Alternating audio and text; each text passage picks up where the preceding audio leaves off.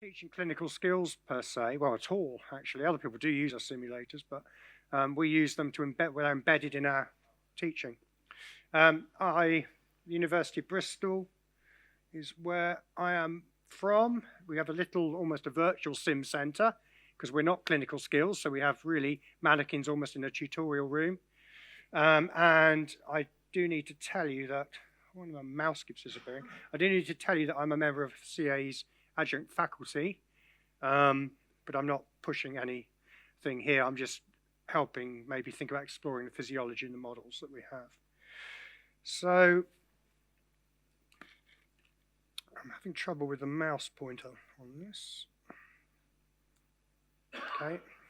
Okay, so my educational context is this, and we're using simulation in a non-clinical setting.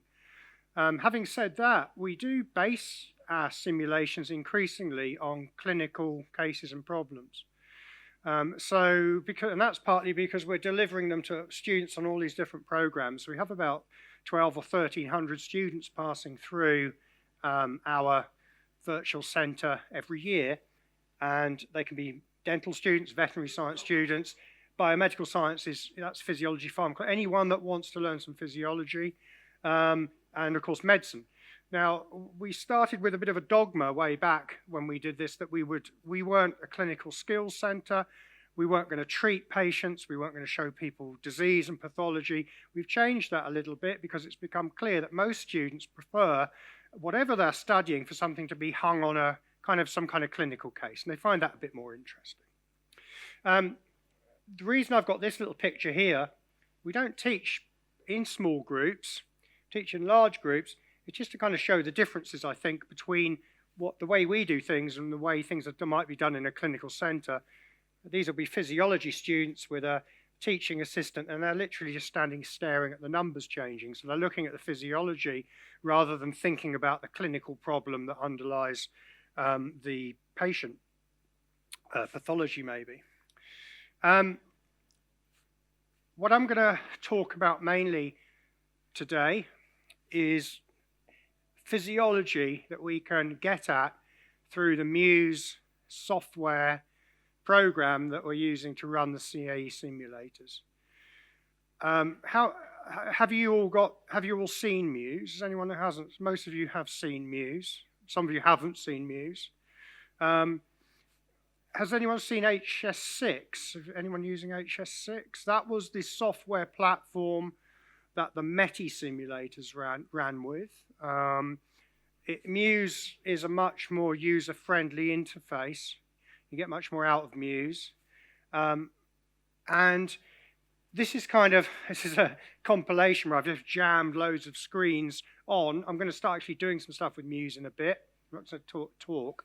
But it's just kind of giving you an indication that there are, in Muse, you can change physiological parameters. You can apply drugs. You can pull out data, okay, of physiological parameters. Some of the parameters that you can pull out using Muse are things that you wouldn't see on a normal clinical monitor. This may or may not be useful for you, depending on what depth of physiology you want to go into with your scenarios. And I'll talk a little bit about what I mean by a depth of physiology in a scenario in a bit. You'll probably use this kind of interface more if you're teaching more in a clinical way.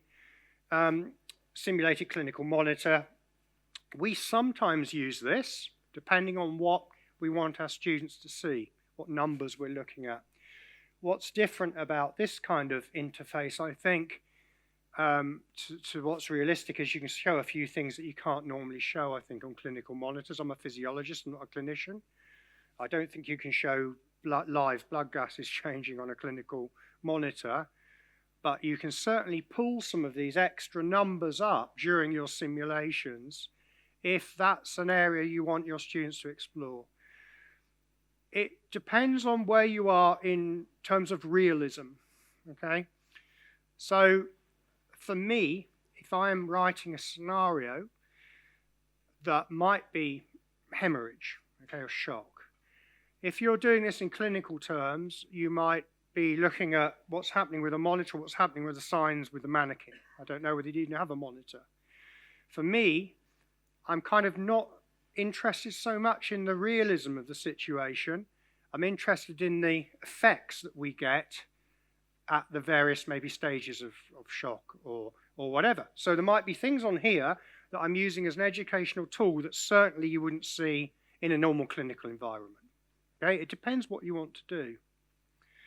So, ask me questions. Stop me at any point, please, if you've got anything you want to ask me. Sometimes it's not, I say cleverly, it's not that difficult and clever to do. We might blend these kind of data displays that we can get. If you've got a technician that's good at arranging windows, you can easily show some aspects of monitoring and some aspects where we've chucked some data in that we'd be particularly interested in this particular case, for example. And this is a scenario. This is the kind of thing we would show for a scenario we run with our students based on diabetic ketoacidosis.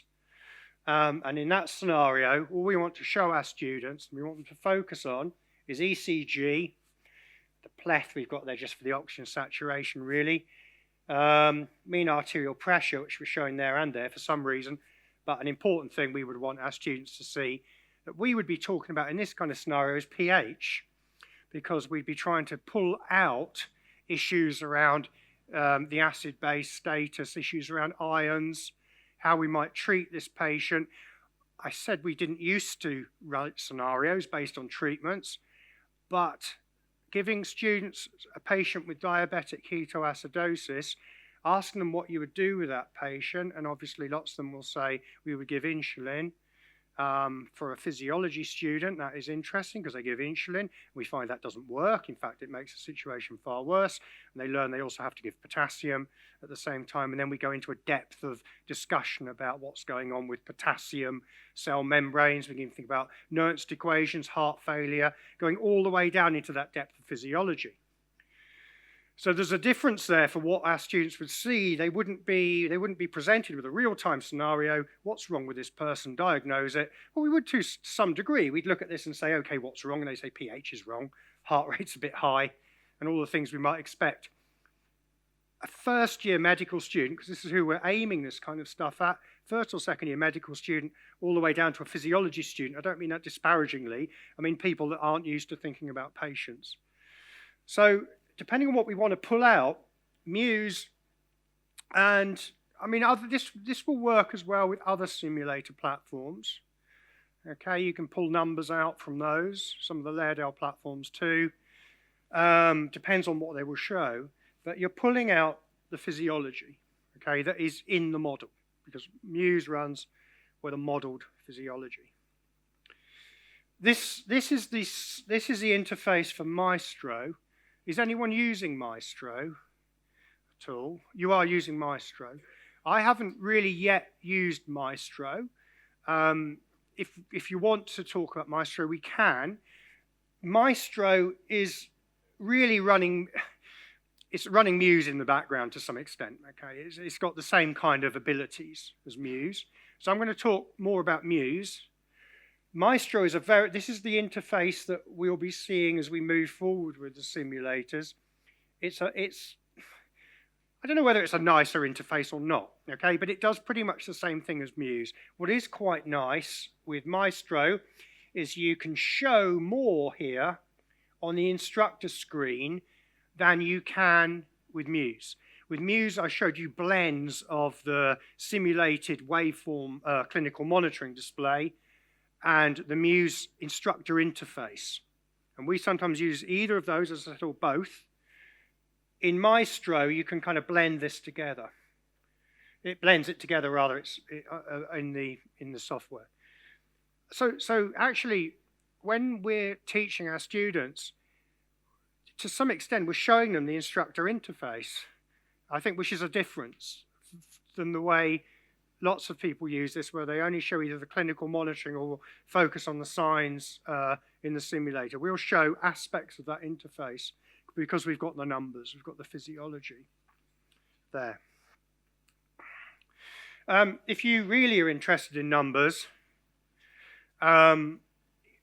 Muse and HS6 previously, and Maestro as well, will I hope, I haven't checked, you may know or you may about this, gives you the ability to export all of the physiological, well, not all, many of the physiological variables which are running in the background of your model. So when you're maybe doing a clinical case and you're doing something in real time where you're expecting your students, your medics, or your nursing students, your paramedics to come in, assess, treat, and deal with the situation you're presenting in a simulated way, in the background, this is ticking away. So you might be reporting some of these numbers up on the screens, but lots of these numbers, most of these variables are being logged. And you can pull these out after the session. And we don't necessarily pull out these numbers after the session, because the way we work, we're often asking our students, using data tables, using resources we've given them, to write the numbers down as they see things happening, the changes happening in real time, or simulated time if we speed things up. But you can pull these out afterwards, and what you can then do, if you want to, with these numbers that are logging in the background, is you can plot some graphs, and I can't even remember what this is a graph of, but you can see here's two variables. Something obviously happens at some point there, and everything loses homeostatic control. And that is a graph being plotted from data exported into Excel, or whatever you want to export it into, from the numbers that are running in the background. So I think one opportunity that isn't necessarily exploited as much as it can be is that you might be running a very clinical scenario where, you know, you're just looking at some vital signs and you need to give fluids, you need to give a drug, you need to do whatever you need to do. But then you've got the ability, you could take this data, you could give this data to your students and, you know, don't give them the whole complicated data set, but extract some numbers, get them to take it away, get them to plot some graphs, get them to think about some equations. You know, some things aren't on here, like stroke volume. They could calculate that from heart rate and cardiac output. They could calculate systemic vascular resistance. And they could play with these data, you know, either after the session, after a normal kind of debrief, take it away and do some homework. So I think we use this a lot because obviously when we're teaching physiology, and even with our medical curriculum in Bristol, we're still quite traditional. We want our students to go away and plot some graphs of the physiology and things like this. Even then, we might be asking them to go and do this. But I think this is something that isn't exploited enough and might be useful in addressing some of the questions that people have around numeracy and data handling skills and things with student sets. And if those numbers that you could give your students to handle data are directly linked to maybe a clinical case that they saw, that might improve engagement, numeracy, and all of these things that I think most of us know there's a bit of a problem with, okay, with numbers. Okay? But certainly as physiologists, we're interested in numbers all the time. So kind of a different approach altogether, you know, and here's some students. These are actually kind of pre-year zero, if you like, prior to year one, students, often overseas, that we run. And here you can see them interacting with the simulator. And in this case, we're showing them the clinical display, okay, of this patient, Amanda Wilford, okay, that we've got here. Mandy's not here. And these are the parameters that we've pulled out that would be particularly interesting for whatever we're looking at today. Okay, so we're using these numbers. So I'm going to go over to Muse in a bit and just start looking at a few things in Muse. And hopefully you'll have maybe some things to ask me about it if some of you are familiar with Muse. When we model with physiology, so the CAE simulators have a physiological model running in the background. So to some extent, it's like an autonomic nervous system controlling the various parameters. So we have the cardiovascular system, cog ticking away there, respiratory system ticking away, and then we can, you know, they're working together.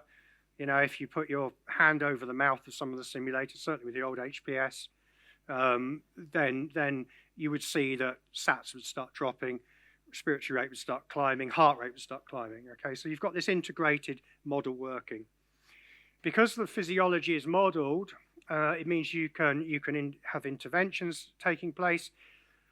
If you model well, theoretically, whatever you do to the simulator, whatever drug you give it, it should respond appropriately. You know, you might be running a simulation of diabetic ketoacidosis. Someone gives oxygen, then the oxat should go up. Heart rate might fall a bit, respiratory rate might fall. Any of these things might happen because the model is running as a physiology, okay, just like inside us. Obviously, it's not as sophisticated. There are deficiencies, obviously, in the model. Okay, there are certain parameters that aren't modeled so well. It's a model, right? But I think it's pretty good. Now, you can do this kind of physiology with other simulators. Now, the Lairdale simulators, there's no reason you can't do this kind of thing with them, apart from they might not produce as many of the physiological variables that you're interested in, and they don't tend to run as a real-time physiological model as such, right? Often, you're setting values to set numbers that you want for your clinical condition, and you can do that with this too, okay? And you can say, okay, that's what this person's going to be, and over a timeline, they're going to deteriorate, or they're going to improve with interventions. That's absolutely fine. Okay, there's nothing wrong with that at all. This can run in the same way. So you can still do this kind of physiology. You can still pull these numbers out, but it just so happens, CAE you have this model that ticks away in the background. Okay. So considerations when modeling with physiology, one of them is whether the scenario you're developing is modeled or you're using overrides. All right. Now, if you use overrides, so you say, okay, we've got a patient here, we need high blood pressure, high heart rate, SATs are going to be this, etc., etc. Right? pH is going to be this. That, if you've set those values, certainly with the CAE simulators in Muse, and then you apply a drug, nothing will happen to those numbers. You've fixed a picture in time, okay? Obviously, you can set things up so that if that intervention happens, then we move on a state and you get to the numbers you would expect. You can do it that way around if you want. But that's not what I would call a modeled scenario for the physiology. So by modeled, I kind of mean keeping the model working, not breaking the model, not pulling out any parameters and clamping them, if you like. So modeled or not. Now, the next one is an interesting thing to think about, and that is how physiologically accurate and valid the scenario you are setting up is going to be. Now, by what I mean by that is, say you say, okay, let's think about, I don't know, just diabetic ketoacidosis again, just in my head. So we're going to set up this scenario. So you think, okay, what is the physiology that changes in diabetic ketoacidosis? So you might think, okay, you get a change in heart rate, you get changes in pH, changes in various things. Now, what you want to see, hopefully, when you're doing this kind of scenario, is you need to produce for your learners numbers or values that are reasonably accurate, okay? That obviously means it's relatively valid, it's relatively realistic scenario you've produced. So for whatever this is going on here, not a lot by the look of it actually, to be honest, that looks pretty normal, but we want those numbers to be physiologically accurate. Now, how you produce these numbers that you want your learners to see at each stage of your simulation, you can go into Muse, and we'll see this in a second when we get there. You can change various parameters. And for full physiological accuracy, where I would start would be to say, okay, in this particular condition, we get an increased shunt, we get change in contractility, you know, venous capacity changes, so you start modeling all of these in, and you hope that when you've written your model, the numbers you've got are going to represent that condition, right? That would be wonderful. That would be a gold standard physiological model of that condition. Very rarely you can get to that with the model because the model has certain deficiencies. So often you find yourself changing certain parameters that get your numbers to where you want them to be, but you're fudging it a little bit, right? It's not physiologically completely accurate. That's not a problem in my mind, depending on what you want to do. But once you get into that kind of situation, you start breaking the model slightly.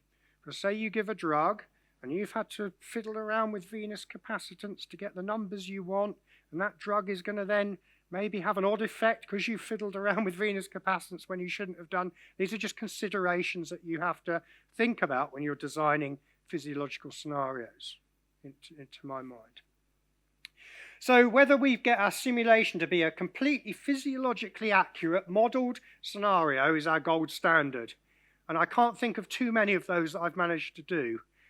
Usually I have had to do something to get the numbers into the positions I want them to be for the scenario, and be very careful and bear in mind that certain interventions might not work. Okay, so there are certain constraints you have to think about. You know, if you say, what drug shall we give? And the students can think of any possible drug, right? And they choose a drug, it's the wrong drug, and of course your model goes poof because you've messed around with things. If that makes sense, I mean, you might be thinking, well, we're getting almost towards the non-modeled state then when we could just change numbers. Well, we are to some degree. We're kind of finding a compromise here, okay? Trying to maintain the modeling as best we can. So the key thing really is what you need the learners to see and the outcomes. Now, going back to these numbers, there's all the other parameters that we could be showing, and we're not. And one of the beauties with Muse and Maestro and what you can show your learners is you can pick and choose what you're showing. So in some scenarios, when you're struggling to get the model to represent the physiology you want, you pick the numbers that you're happy for people to see. You don't show the numbers you're not happy for people to see. Because in the background, there might be a horrible problem with the venous levels of the gases because of something you had to do to get these levels correct. It doesn't matter, does it? It doesn't matter if you're showing the students what you want to see. So what I'm trying to say there is people can become very discouraged when they're writing scenarios, particularly with the physiology, because they cannot get the numbers correct. It's a compromise situation, okay? A good example, I'll tell you, because I want to go on to Muse now, because slides. Get on to Muse. Here we are. I'm just going to set up a base patient.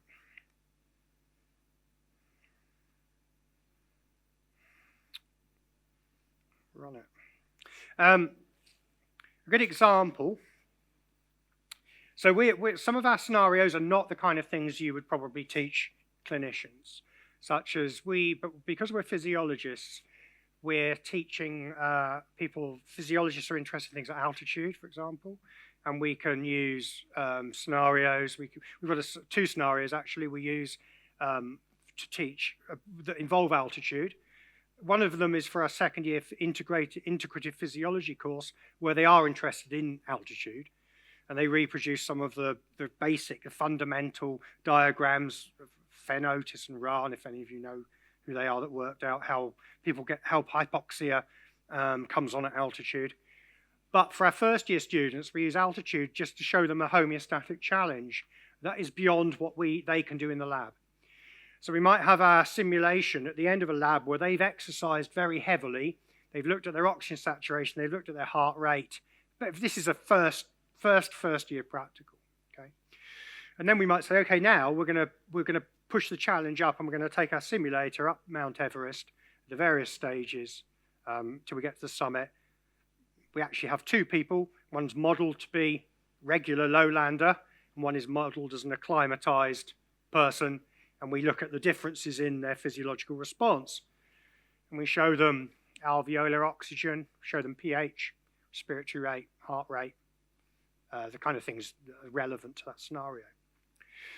Now, you think, well, that's easy. We can just, how are we going to do that? So basically, we just reduce the fraction of inspired oxygen, which isn't physically correct, because at altitude there's the same amount of oxygen as a percentage of oxygen at sea level. There's just less of everything. But you know, we desaturate. Basically, we bring the sats down. Now, the model in Muse is actually quite robust and more robust than I'd like it to be. So when I wrote our lowlander, who shouldn't be able to summit Everest without oxygen, he should pass out, etc., on the way up, I found that he didn't. So I had to basically blunt the physiological parameters in the model. The model was too fit. And then when we get to the summit of Everest, we're kind of messing around, and I could not get the model to get to the kind of numbers that I needed it to be representative of about the equivalent of about 5 or 6% oxygen in the air, right? Which would produce the same effect of being at the summit of Everest. So, you know, you fiddle around. I literally fiddled around for 2 weeks trying to get the numbers correct. Okay, and say he needs to desaturate more than he is. You know, messing around with shunts, all kinds of stuff, physiologically. Someone came along and said, why don't you just put on 2% and say it's 5%, right? And that has the same result. So basically, you give the simulator 2% oxygen. Oh, the numbers look wonderful.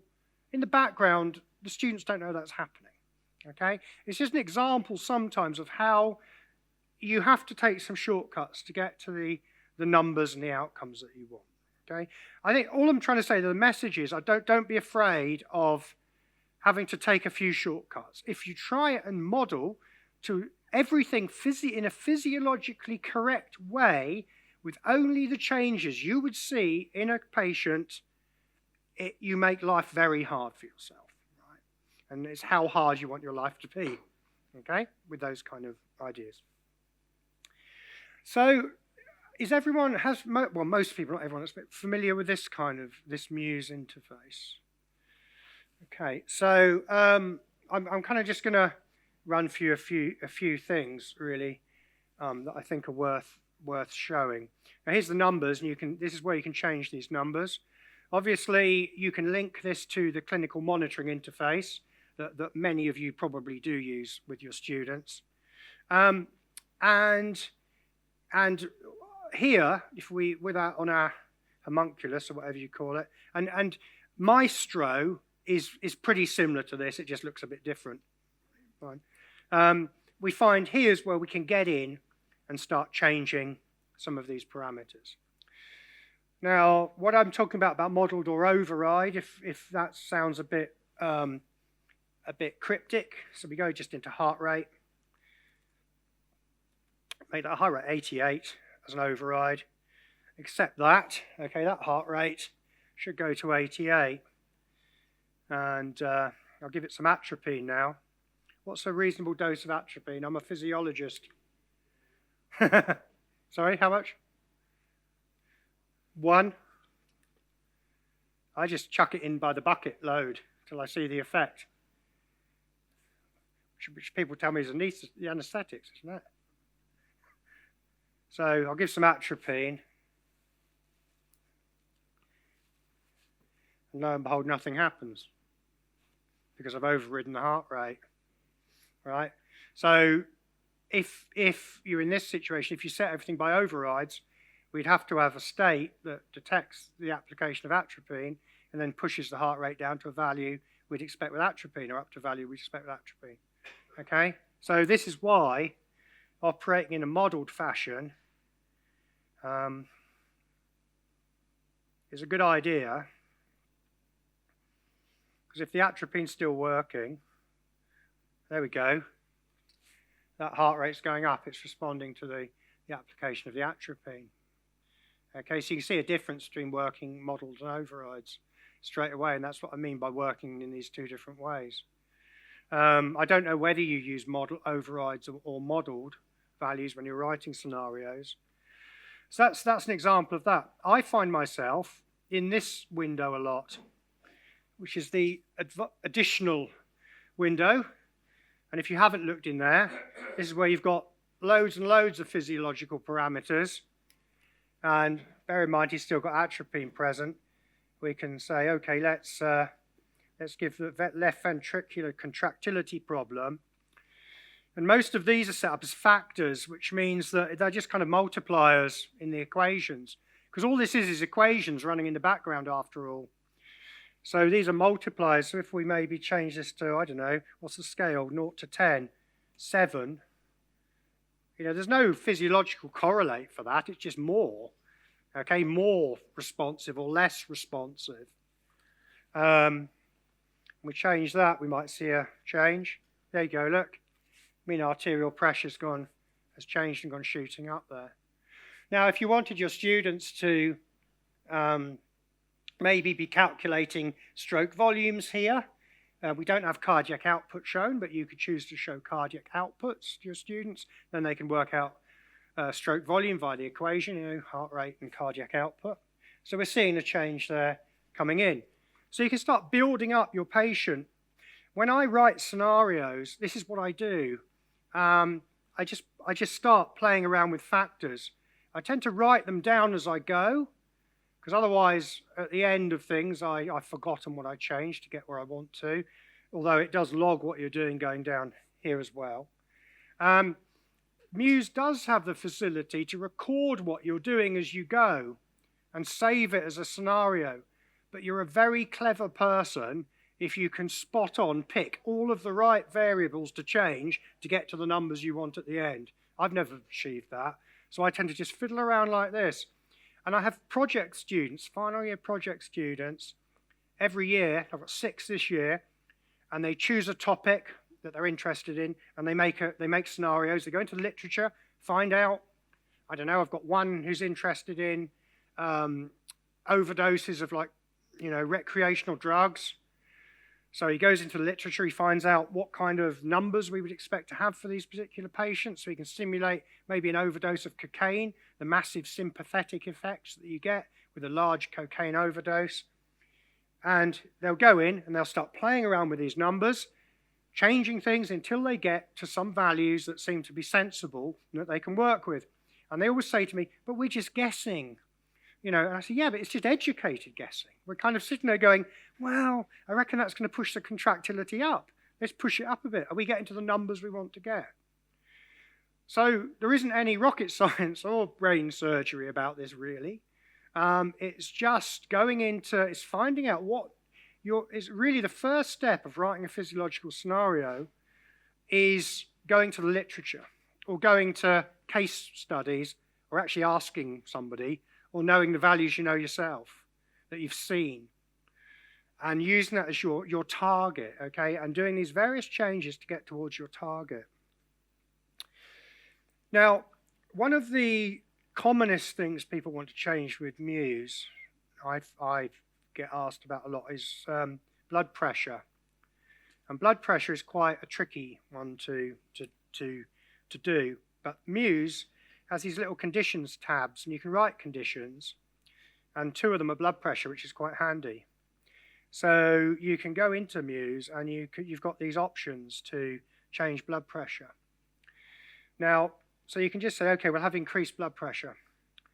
But you might have noticed that as we scroll over them, it's going to be hard to see maybe if you're at the back. Well, you've got the other screens. As we scroll over them, you can see how increased blood pressure, or any of these, has actually been modeled.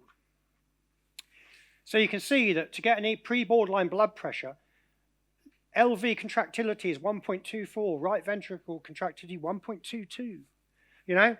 And you can see what someone has done, the kind of job that I'm talking about doing to get to these numbers. Why 1.22, 1.21? that just gave the right numbers at the end of the day. I find it a bit peculiar that 0.01 of a change is getting to these numbers, but you know, what you often find is you change one thing, you need to change another thing, you need to change another thing, because the model is running these algorithms that interact with one another. So relatively new Yeah. sort of thing. And so, for example, with the hypertension, Yeah. you can't pull up the options. If someone's relatively new to the control system, they can't look, well, I want the blood pressure to drop to about 90. And as far as we've found, there's nothing in there No. other than going outside the model, which then mucks up the whole model, basically. So you can't look at the hypotension there and say, okay, you want the systolic to be around 90 and bring anything up, can you? No, I mean, well, there is no. I mean, what I would do for that situation is you can use any of these settings and see if they roughly get you there. But what I tend to do, and I'll show you how the scenario actually can be written out in a minute, is I tend to go into these numbers and I'll probably just copy this into my scenario, and then fiddle with those numbers till I get to my target value. That's really the only way to do it. Unless you set overrides, in which case you've broken the model. Pardon? Good question. Absolutely brilliant question, because, and I've forgotten to say this, what is actually changing in here? Come on, show me. Right, have a look at what's changing. It's factors. So factors are just multipliers. So this is something I've nearly forgotten to say. It's the most important thing. So if you change a factor, you're just making something more or less responsive, more or less contractility, more capacitance. So it's not overriding it, right? It's just saying I'm a bit hypertensive, okay? So I've got a factor of maybe 1.2 compared, or about some things compared to your 1, right? And so the model will still operate. It just means you've weighted a certain parameter. What I meant to show you when I was doing heart rate, well, I was going to show you heart rate factor.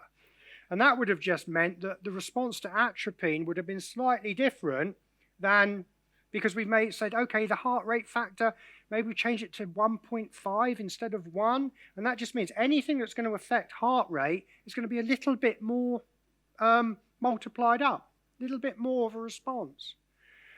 So this is to get your kind of gold standard, if you like. As long as you stick to factors as much as you possibly can, you don't break the model. Okay, you're just ramping certain variables up or down. So when I talked about blunting the model, right, so maybe my climber, whose respiratory response I found too high, I might go into the respiratory control in the same way, change the respiratory gain factor, as it's called, maybe blunt it down to about 0.7. So that person's response to a hypoxia is less than someone's response who is, the 1 is the default for most of these things. Obviously a multiplier of 1 just keeps things whatever the algorithm is set to be. Do you see what I mean there? So that's why if we look at these,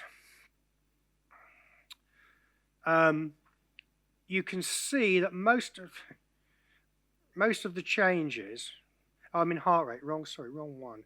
Most of the changes they're factors, okay? Going back to blood pressure though, it so happens that if you've got 2 factors in here, you can use baroreceptor maximum pressure and baroreceptor minimum pressure. And mean arterial pressure sits between the 2 of them in the middle. And you can see this has changed all these contractilities and all kinds of clever things, like compliances, factors changing. I've actually had quite a bit of success just by setting those 2 values sometimes. Strange things happen in the model that I don't understand. I don't know how the model works. Nobody does, apart from, I don't think even CAE do, because the model itself, the model of HS6, now we got an HPS simulator probably something like 18 years ago, And that came with the model HS6. And that was about 15 years old then, right? So this software program has kind of become a mythical thing. And I'm not sure it's changed a lot. And it's still sitting in the background here. You know, the original algorithms that were written for the software.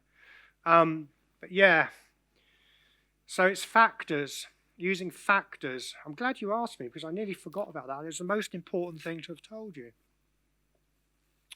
Has anyone got any other questions they want to ask at the moment?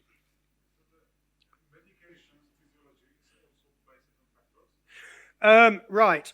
Now, medications is an interesting one. In the old HS6 software, there was a medication you could produce drugs.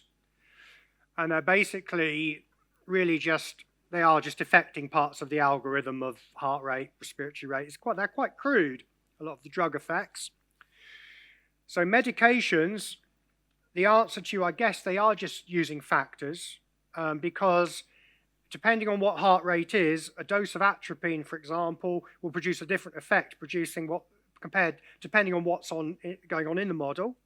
It doesn't send things to a fixed value. I don't know how the drugs work other than that, but what I would say to you about drugs is that only some of them work. Some of them are just reported that a drug has been given and are logged, and therefore you can use as a trigger for an event to occur. Okay, so the logging is there, so for example, I can't think of one offhand. I mean, some of these won't do anything. The most common drugs you'll want to use do have an effect, like adrenaline, atropine, propranolol, all of those kind of stuff. They're the ones I would use to teach physiology with, because they're exemplar drugs, really, However, what we tend to do with drugs is we tend to model the effect in that same way that I've shown you. So we would, rather than give the drug, we tend to say, okay, we're going to give atropine. We don't tend to use atropine unless we're doing some very basic teaching. We would tend to have written a script for atropine, which then produces the effect that we want, to avoid breaking the model and to make sure we actually get the drug effect as we're expecting it to be. I'm not saying the drug model is poor. The drug model is fine. For us, I think sometimes we're probing it quite deeply, because if you get your students to take data, like I'm kind of advocating you do, and you get them to plot graphs, you start seeing deficiencies, right? So you plot a graph of, heart rate changing, right? If you're just looking at the monitor and you're in a clinical situation, you say, it's going up, right? It's gone up, it's gone up, it's gone up, right? You actually plot the shape of that graph, it's gone like that, and it should have gone like that. So you start seeing the deficiencies in the system. So that's why sometimes we go back and script, I call it scripting, script the scenario using these different factors and gains, whatever, to produce the results we want.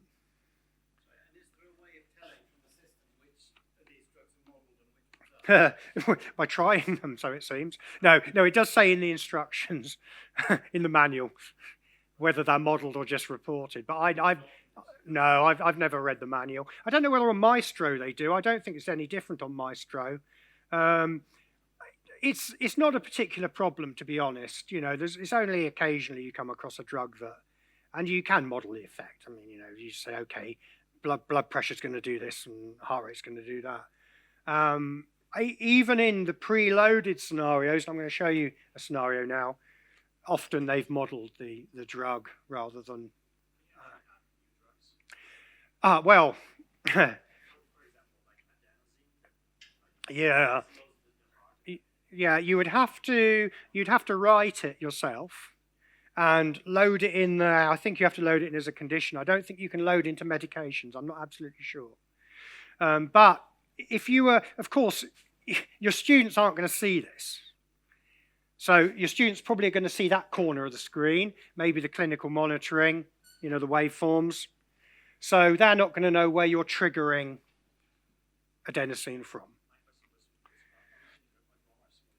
Yeah.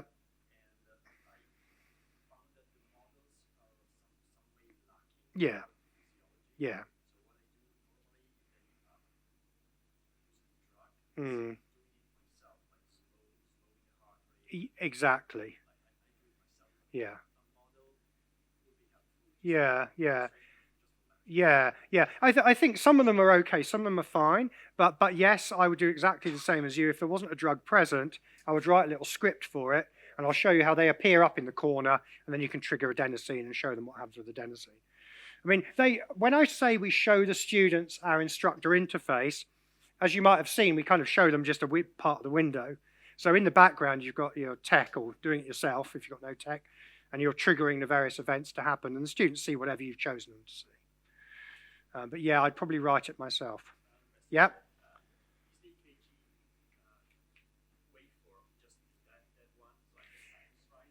No, that will change. You can change.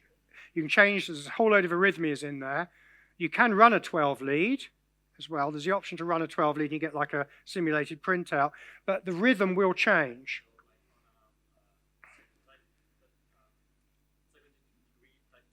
Yeah. Ah, right. I don't know. I've never tried that. You'd have to try it and see. Basically, what I would do in that kind of situation is and I'll show you how a scenario is written in a minute. I'd write it somehow that I'd probably use my own atropine, and if it didn't, then call up the rhythm I wanted. Okay, you can do all of these things, rather than, I don't know whether it works or not. Certainly, the rhythms will change. Because I'm a physiologist, so I'm kind of coming from a different angle. Certainly the rhythms will change if you, say, get hypoxia, heart ischemia of the heart. You'll see the rhythm changing and deteriorating. So certain things are built in, but certain things aren't built in.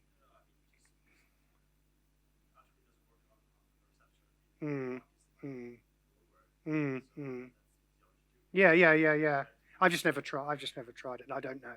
It's not, I'm afraid, but worth a try. See what happens. So if we now go back to, let's pull up a scenario.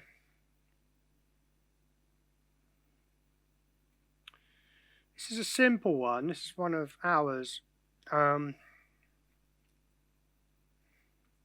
I've got to stop the other one.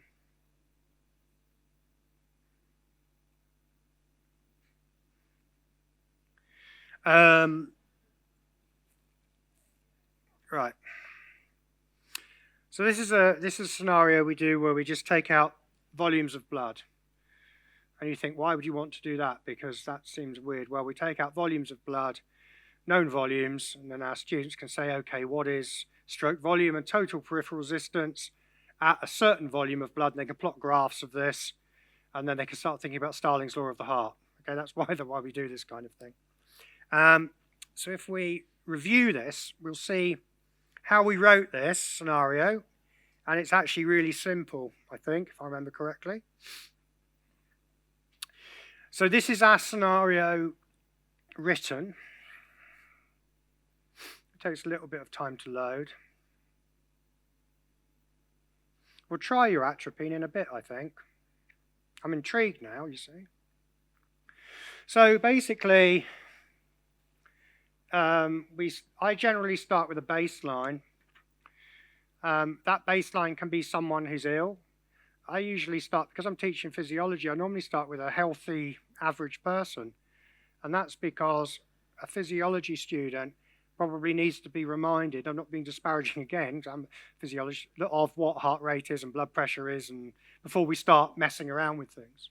So I normally start with a baseline, then I move into whatever states I want to get to. So here we have, in this particular one, we've got a baseline, we've got a 600 mils loss of blood, we've got 3 deteriorations, and then we put in some recoveries by putting fluid back in, and then we might overload the fluid. And so we're looking at the responses here, to challenge in both directions.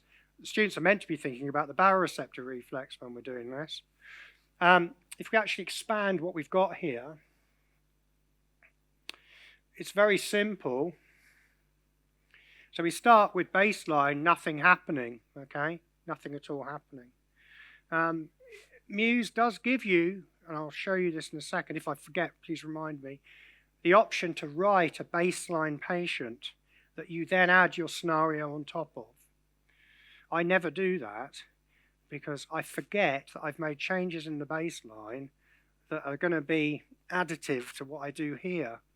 So I generally start with whatever my baseline is here and build on that because I can see what's going on. It's just a way of working. If you're cleverer than me, you won't need to do that, but I will do it wrong if I hide away a baseline somewhere. So then all we're doing, look, there's nothing, not much rocket science here. Apart from, look, in the model, we decided that what the model gives us for 600 mils of blood loss is best shown if we only give a fluid loss of 200. So again, this is a situation where the model is slightly, we've blunted the response here. We've said 600 gives us too much of a response physiologically to that challenge. We wouldn't expect too much. We wouldn't expect much of a response. Well, going to the literature, I wouldn't. So actually, we're going to just model that with 200. The students don't see that. That's a cheat. Okay, we've got a cheat in there. Nothing much is happening down here at all. But this is a very simple example. We're changing breathing. We're closing eyes. Okay, and the model will follow this sequence. This sequence will be followed. If what this looks like, I'm going to show you a more complicated one in a bit. If we look at this, SCE,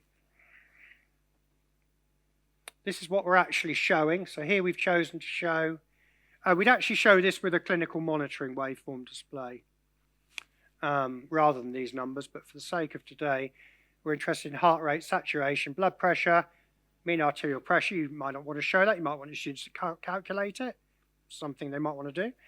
Central venous pressure as an indicator of venous return. Just to indicate that.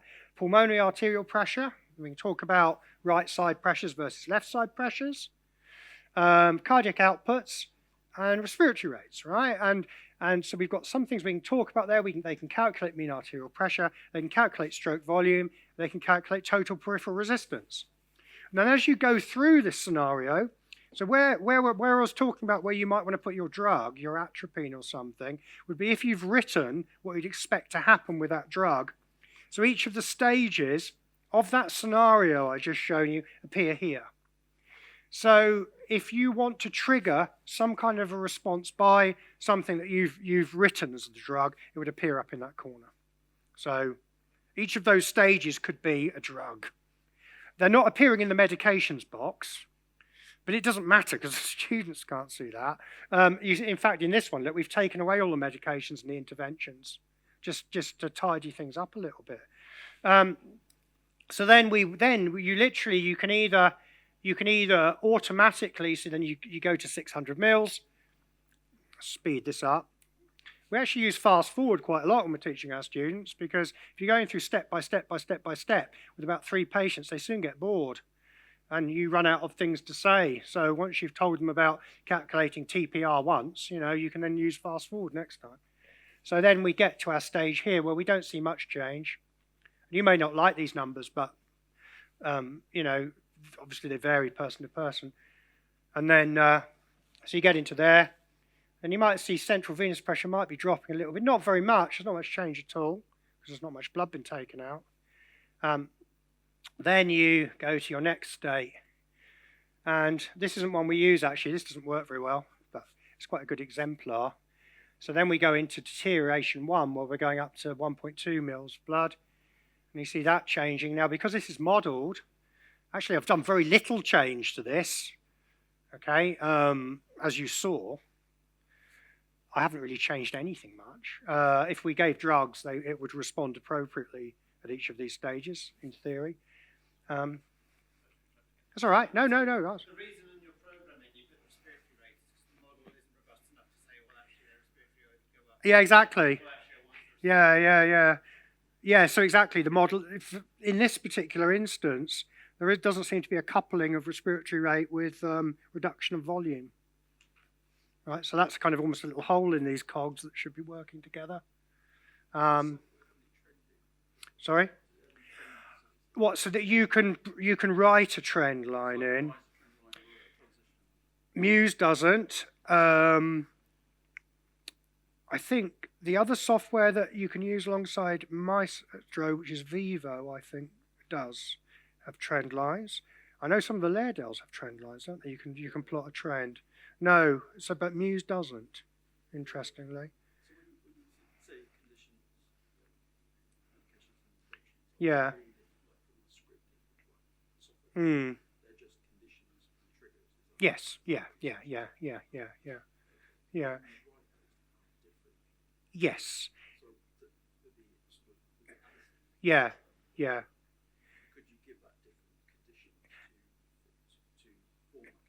Yes. Yeah. Yes. And you can, well, when I say it doesn't have trend lines, you can trigger based on time. You've got various things you can trigger based on. So an intervention, time in state. Well, this is triggered, look. While we've been talking, it's transitioned from 12 over to 2.1. Okay, so I wrote in a transition there.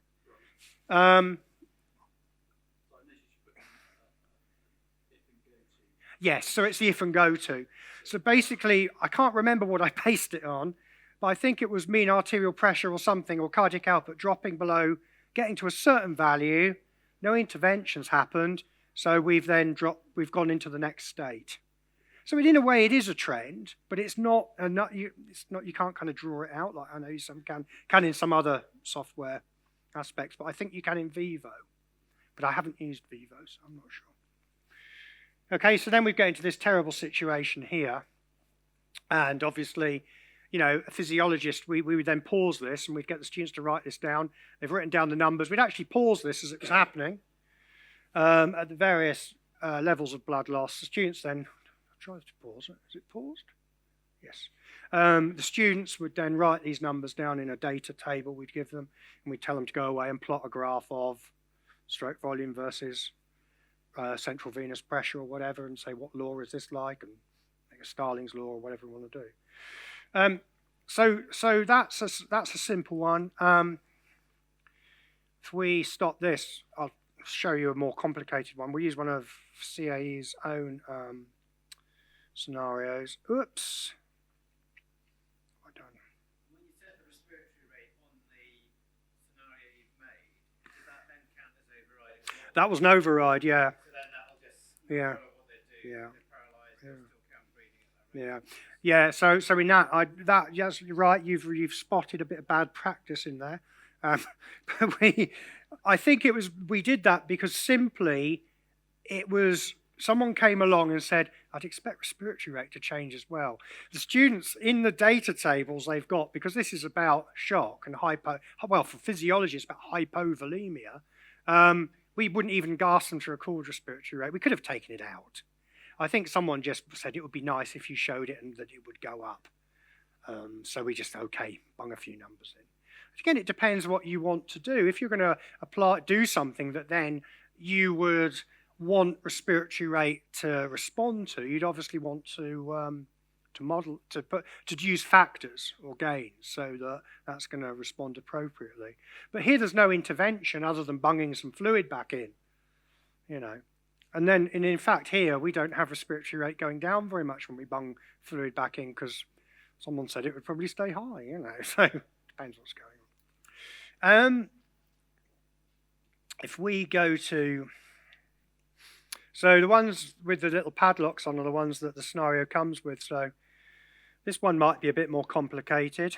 So in here, there's all kinds of things that I don't worry about for our teaching, which is about the actual clinical case so much. But if you review this, we might find that they've set a background. A baseline. Let's see.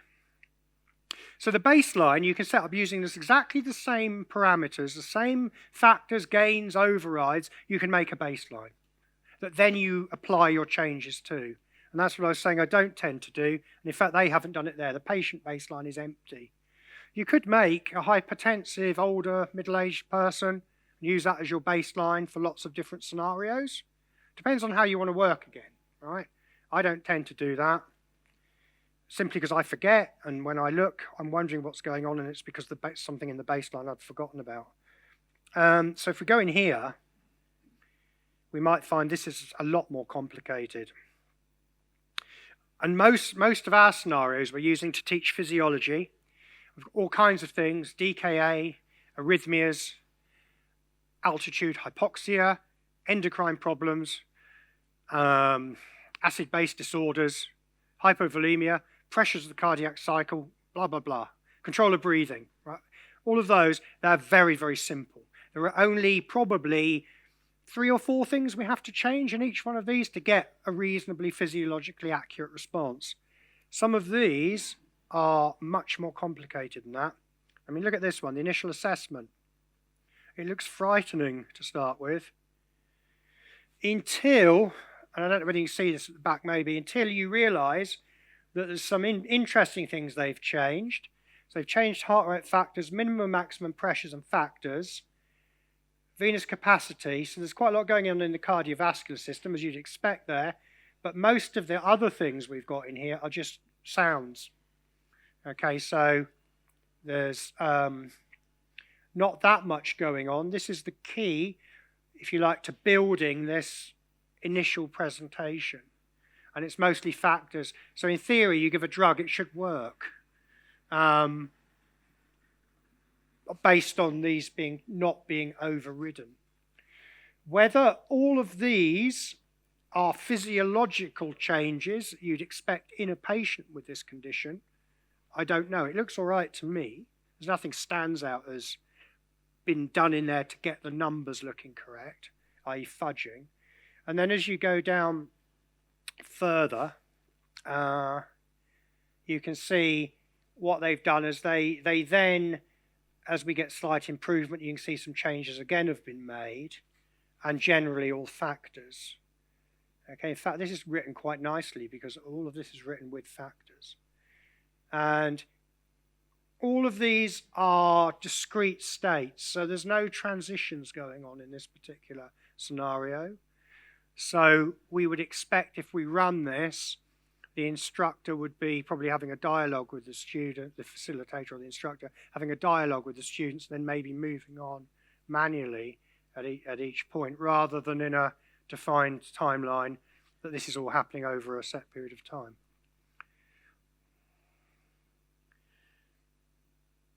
Okay. Anything else? Anyone want to ask anything now before I want to do what? Should we do what you want to do? See if we give it a go. Why not? Come up here, maybe we'll do it. What do you want to do? You wanted to look at adenosine and... Oh, okay, I was just interested. I was curious. I'll look it up.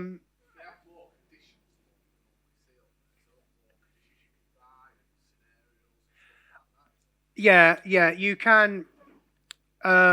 We tend to write our own. Well, no, but we tend to give them away because there's so few people want them. I mean, because we're talking about physiology, you don't have people, if you want, people go, well, I'm not interested in teaching anyone about altitude. but it depends. You don't get not many people are using this to teach physiology, right?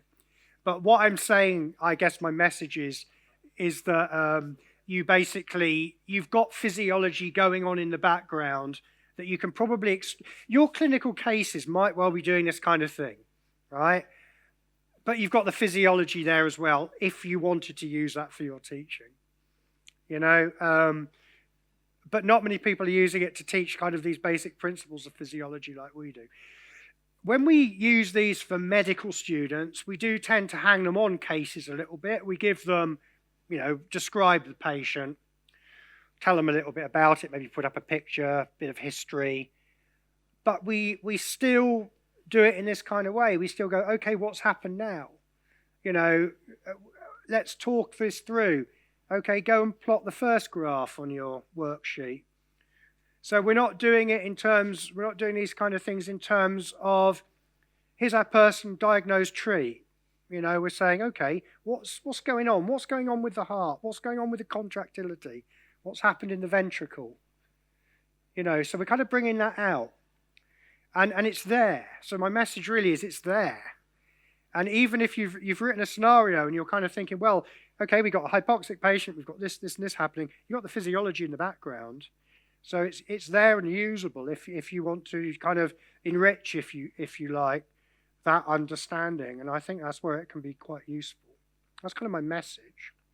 But yeah, if you want to teach physiology, you can have some of our scenarios. I'm very, very happy. But, we're almost to say, please have some scenarios. I think one of the problems is where simulators are based. We're very unusual in that we have simulators based in a preclinical science department. And we kind of service teach those into the medical programs. I think that's quite unusual.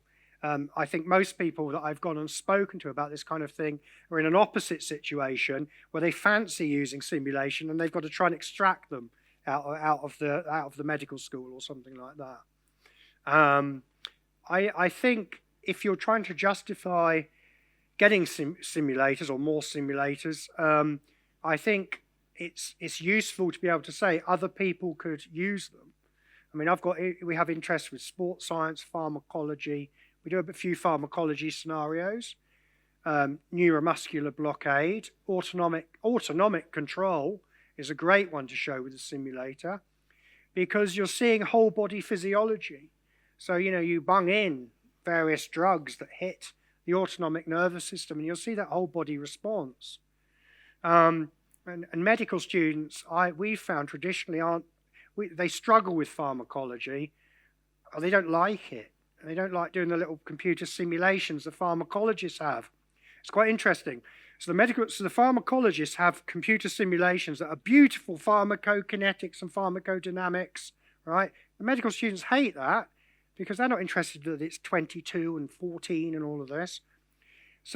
But we show them the effects of the drugs on the simulator, and they see, okay, respiratory rate goes up, heart rate plunges, systemic vascular resistance goes all over the place. So they see the whole body effects. The pharmacologists hate that, okay, because we're not showing them the pharmacokinetics and dynamics. But you can blend the two together, and then you're showing the whole body effect. And I think that's where it can be really powerful in showing the physiology and the pharmacology. So yeah, I can't remember where we started down that route of conversation. Does the algorithm software cater for all the weights and height?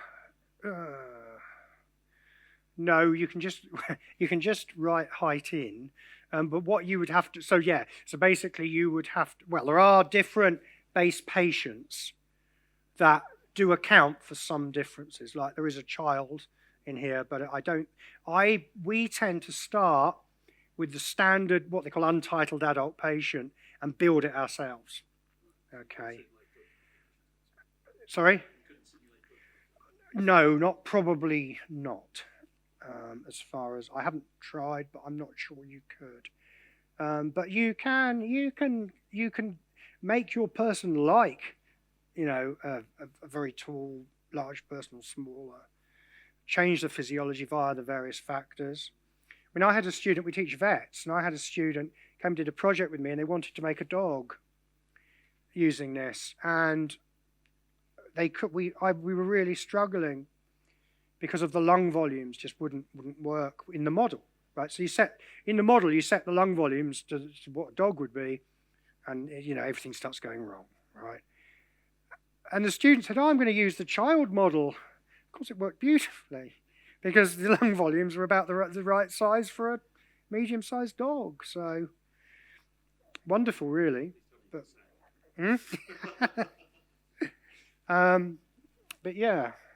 So no, we usually build our patient subjects from scratch, patients from scratch. We don't tend to kind of use the built-in models. Yeah. Any questions at all?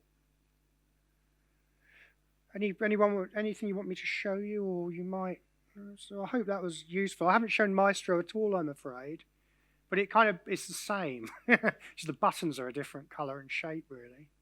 The interface is very nice on Maestro, as I showed you. You can show some rhythms and show. So if you can show that to some students, it depends who you want to show. Has it got to be realistic? How realistic has it got to be? These are all the considerations you have to have. But there's certainly a lot of numbers, there's a lot of physiology in there that I'd encourage you to have a go with if you haven't previously. I'm always happy to talk to people and send them some scenarios and come and show you how to do it. We're always happy to do that. That's the fun bit of the job. Okay, thank you very much. That's okay. Yeah.